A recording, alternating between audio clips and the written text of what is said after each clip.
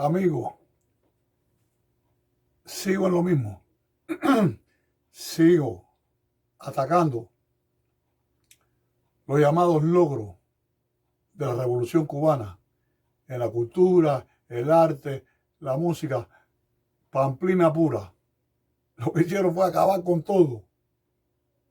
Y la música no escapa de eso, por supuesto, ya lo he dicho en videos anteriores, bastante.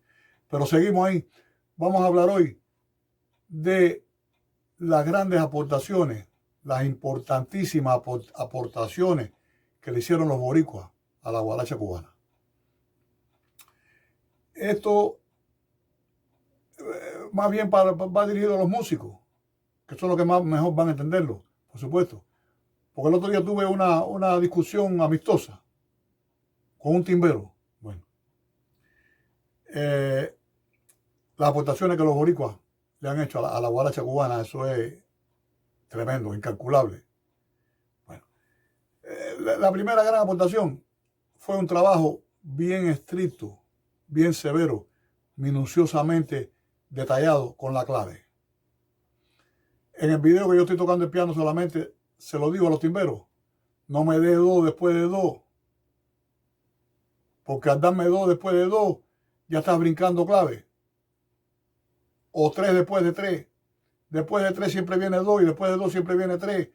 Si metes un brinco, ya está mal hecho, mal concebido el arreglo completamente, porque después todo va a venir cruzado.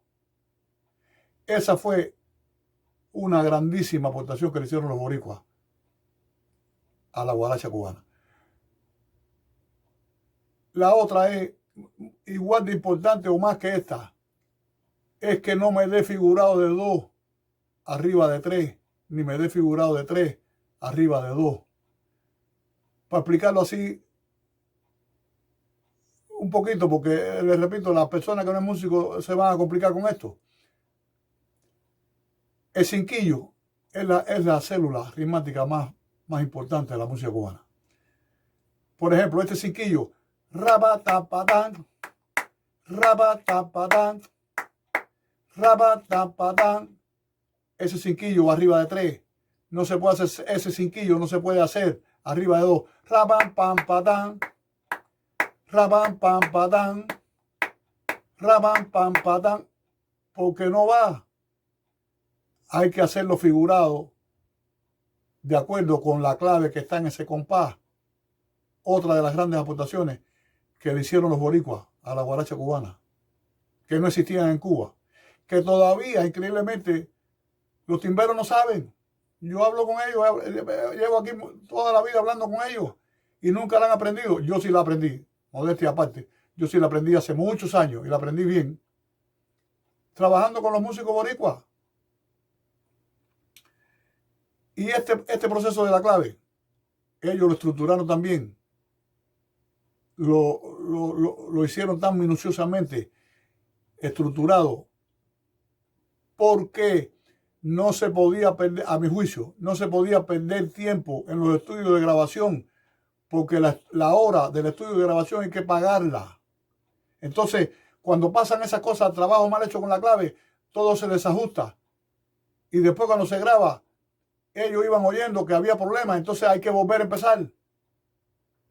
Y hay que agregar compases, todo ese rollo. Y se perdía tiempo, y ese tiempo hay que pagarlo. Eso en Cuba no existía. ¿Por qué? Porque en Cuba todo el gobierno se lo robó. Y entonces la poca gente que grababan allí, porque eran los que escogía el gobierno para grabar, no podía grabar cualquiera, como aquí, como Puerto Rico, como en cualquier lado. No le importaba que si un LP usara 100 horas de grabación como si usaba 200, porque no había que pagarlo. Pero como aquí sí hay que pagarlo, por eso ellos estructuraron también la música cubana, para no perder tiempo con las grabaciones. Tan simple como eso. Las otras grandes aportaciones que han hecho, muchísimas, les repito, es en el problema instrumental. Lo dije en un video anteriormente. Ese maraqueo responde a este registro sonoro. ¿Por qué? Porque ellos marcharon paralelamente a la evolución tecnológica del estudio de grabación. Y ellos se daban cuenta, ellos fueron llenando los espacios para que este registro completo se llenara en las grabaciones. Por eso introdujeron los trombones, porque los trombones cubren este registro sonoro. Ese registro sonoro de 2 o más trombones lo cubren los trombones, que no existían en el conjunto cubano. No existían los trombones. Por eso ese registro estaba vacío y ellos lo fueron llenando. Lo mismo que las trompetas aquí, que aquí lo que fuera, y entonces aquí arriba faltaba ese sonido tan agudo. Y por eso avanzaron tanto las grabaciones, porque ellos marcharon, les repito, con la evolución tecnológica del estudio de grabación. Nosotros no. Nosotros, mientras el mundo ya tenía, en los años 70, la década de 70, ya los estudios de grabación del mundo tenían 16 tracks. Inclusive casi llegaron a 24 en esa década ya, si mal no recuerdo. Tenían 16. En Cuba todavía se estaba grabando en esa época con 2 tracks. La porquería esa de Legrand, que fue un estudio que le robaron al dueño. Era un estudio muy bueno, pero todavía Radio Progreso y todas esas emisoras se grababan con 2 tracks. Buenas grabaciones se hacían, porque Benny Moré grabaron con todas esas maquinarias. Era lo que había en ese momento, en los años 50. No existía el multitracking, muchos tracks. No existía en los años 50. Empezó a finales de los 50 posiblemente. Sí, principios de los 60. Y a Cuba no llegó. Llegó mucho después. ¿Qué sé yo cuánto? 15 o 20 años después. Tan simple como eso. Y ellos por eso hicieron todas esas aportaciones a las grabaciones. Porque dice, como dice César Miguel Rondón, otra cita que traigo de César Miguel Rondón, la música popular no puede marchar sin el apoyo, sin el avance de la tecnología. Esa es la realidad. No puede. La música popular no es la música folclórica, que está 100 años de la misma forma. No, la música popular tiene que marcha, avanza con el desarrollo de la tecnología. Si los músicos populares, que fue lo que pasó en Cuba, los músicos populares no tienen acceso a esa tecnología, no progresa la música popular. Y eso fue lo que pasó. Tan simple como eso. Para que ahora vengan con los cuentos de que, repito esto, ya lo he dicho en otros videos, siempre ha habido y hay buenos músicos. Eso yo no lo niego ni lo discuto, eso es indiscutible. Pero buenos músicos, pero que no tenían la tecnología, no tenían los recursos suficientes, todo se puso obsoleto y entonces todo se volvió una pamplina. Y la timba y la recontratimba y el pan con timba y el songo y todas esas tonterías que no se conocen, esto lo he dicho también en el video anterior, no se conocen en ningún lado. Pero miren, a mediados de la década de los 80, los boricuas empiezan a hacer la llamada salsa romántica. Le han puesto muchos nombres. Salsa romántica, salsa erótica, que fue una maravilla. 2 décadas y media, o casi 3 de eso. El primer LP, a mi juicio, lo grabó bueno, no me recuerdo bien el nombre ahora no me acuerdo su nombre. A mediados de los años 80, un poquito más quizás. Pero lo que hicieron en esas 2 décadas y media con esa música fue una maravilla de modernismo que le gustaba a la juventud. Era la balada hecha salsa. Entonces pegó muchísimo en la juventud de todos los países que gusta esa música. Y se hicieron ricos muchos muchachos de eso. Eddie Santiago, el que se me olvidaba el nombre, que fue el primero que grabó posiblemente. Frankie Ruiz había hecho algo ya, pero el primer CD, el primer LP de 8 temas, o 10, qué sé yo, lo grabó Eddie Santiago. De salsa erótica solamente. Salsa romántica, como quiera decirse. Pero fue una maravilla lo que hicieron en esas décadas, con esa música, como la esparcieron por el mundo entero. los arreglos eran espectaculares, la modernización de esa música. Todo fue buenísimo.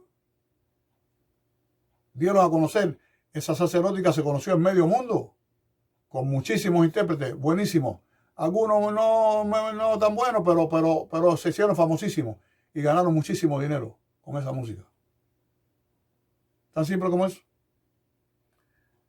Para que vengan, repito, con todas las tonterías y las pamplinas y las tontadas de que la timba es la fase superior.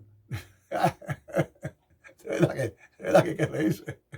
No queda más remedio que reírse, sí. La fase superior de la salsa es la timba.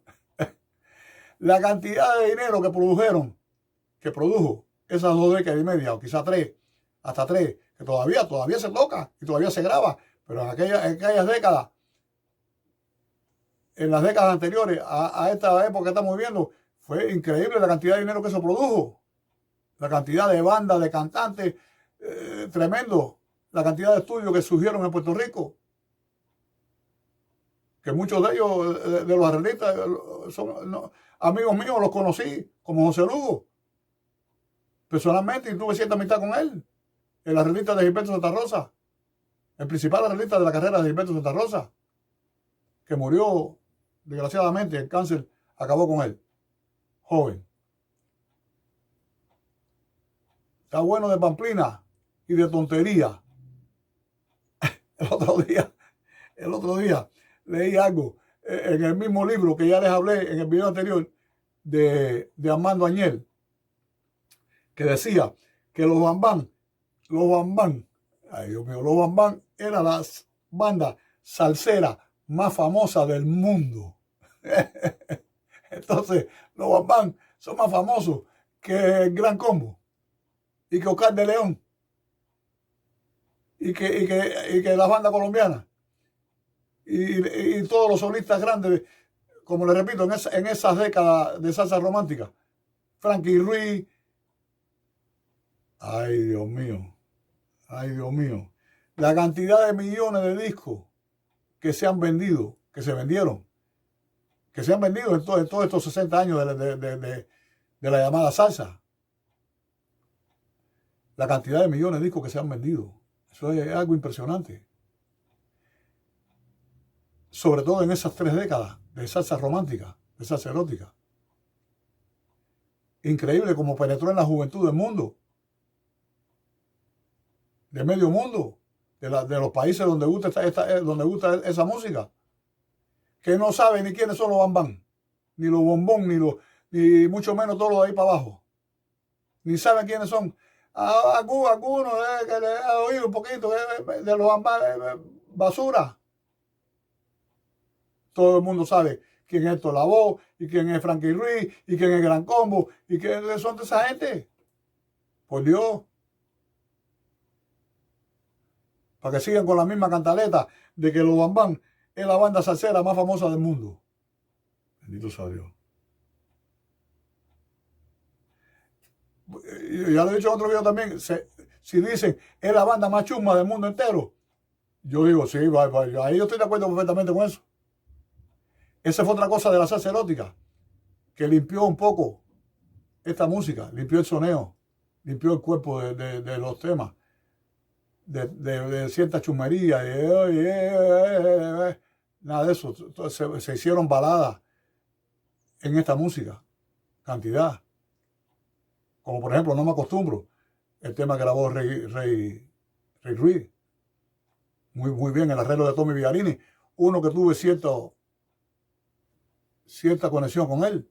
También un trompeta, tremendo trompetista boricua y tremendo arreglista que le hizo arreglo a todos esos muchachos también.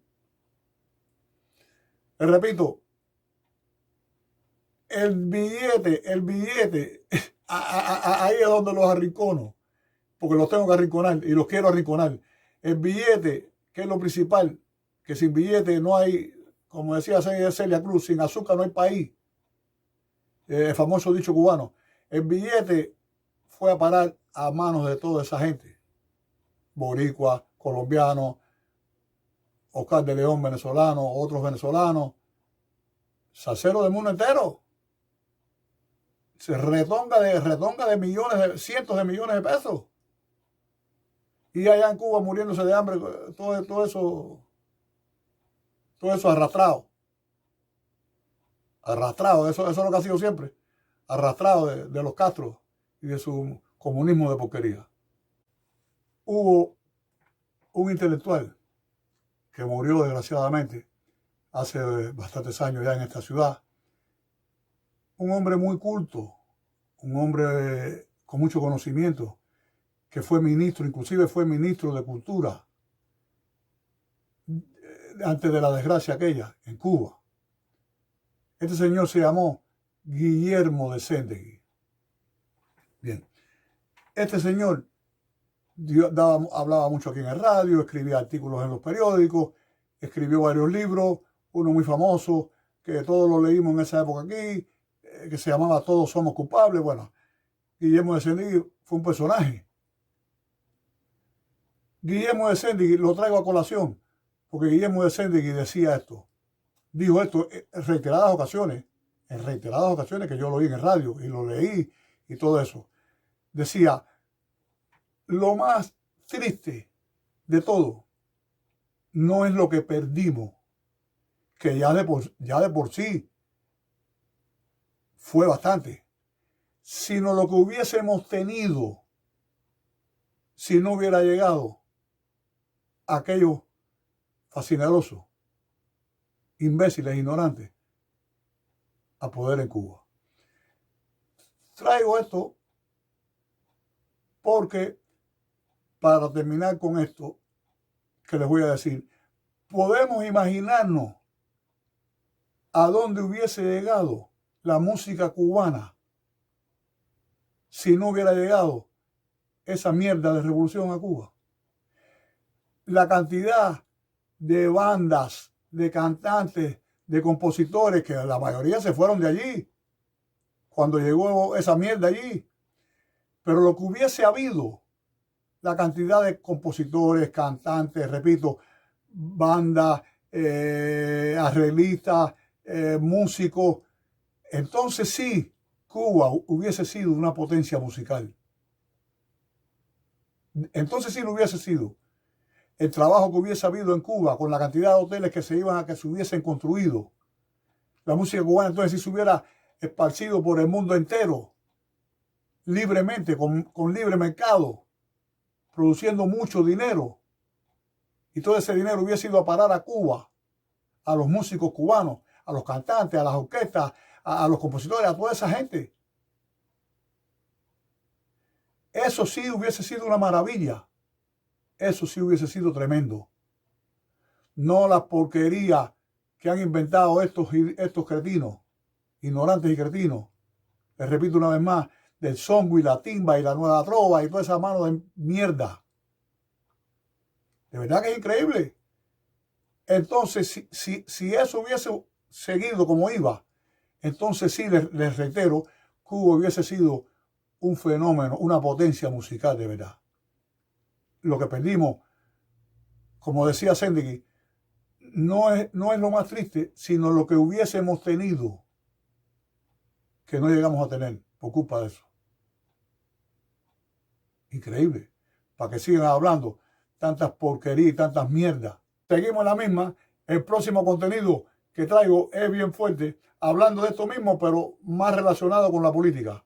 Bueno, esto siempre está relacionado con la política. Yo no hablo de política solo, porque yo no soy un analista político. Yo no hablo de música solo, porque el objetivo de esto es ese, de estos videos, se lo he dicho en otros videos anteriores, es atacar los logros de la revolución cubana y de esos fascinerosos que arrasaron con Cuba. Nos vemos en el próximo video. Muchas gracias por su atención.